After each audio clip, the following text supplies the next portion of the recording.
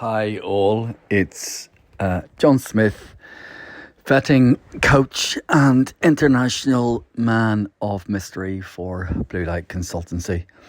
I just wanted to briefly talk about third-party associations because I know from all the conversations on the Facebook group, they can catch people out in the vetting process. Okay, so a third-party association is a pretty wide category of person. The most obvious associations that we all have, I suppose, are family and partners.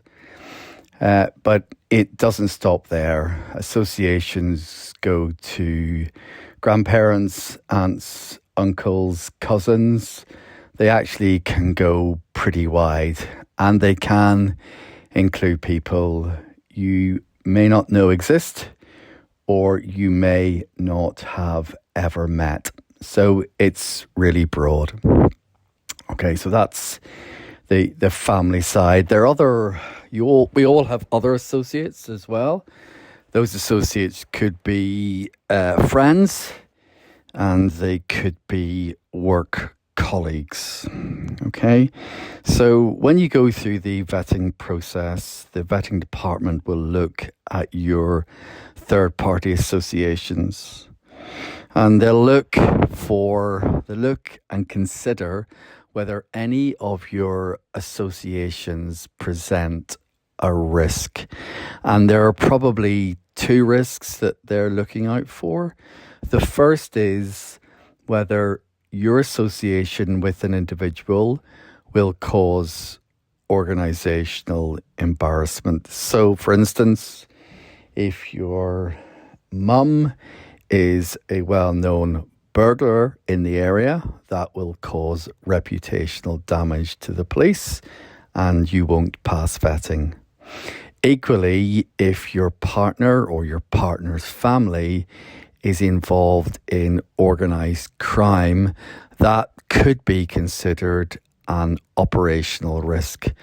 And what the police are trying to do is make sure that you are not in a position where an organised crime group can put pressure on you due to some association, due to the fact that someone is a family member.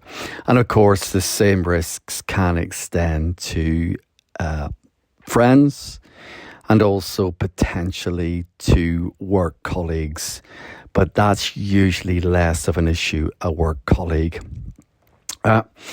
Sometimes there are also issues which come under the third-party association category, and they are references from employers, because a vetting department won't tell you if you have received, or it's unlikely they'll tell you if you've received a poor reference from an employer or from an educational institution or similar.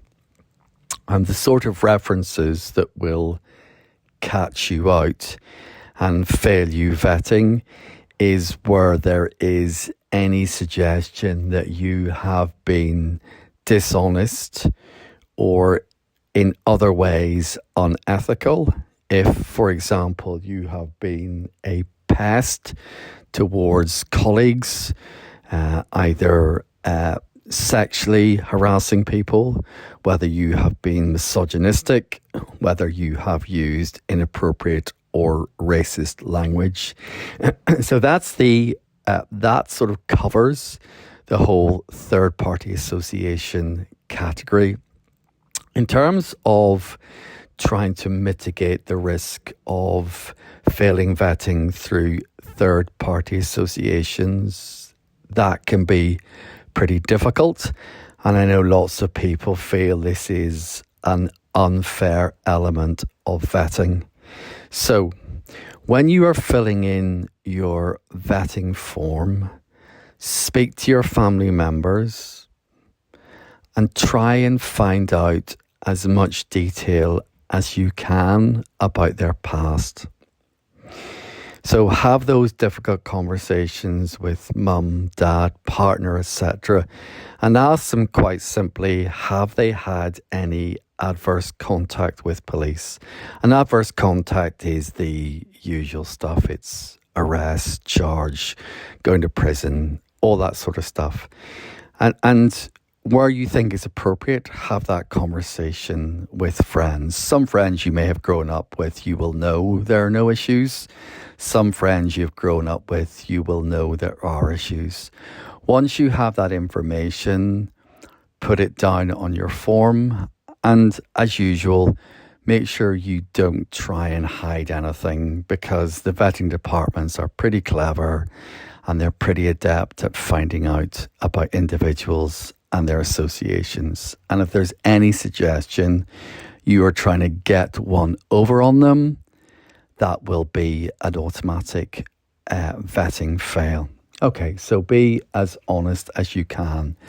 There is very little you can do to mitigate a third-party risk.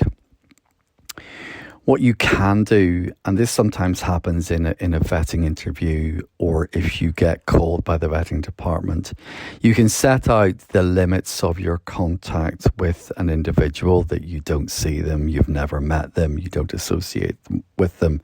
And while that can help, it doesn't always help.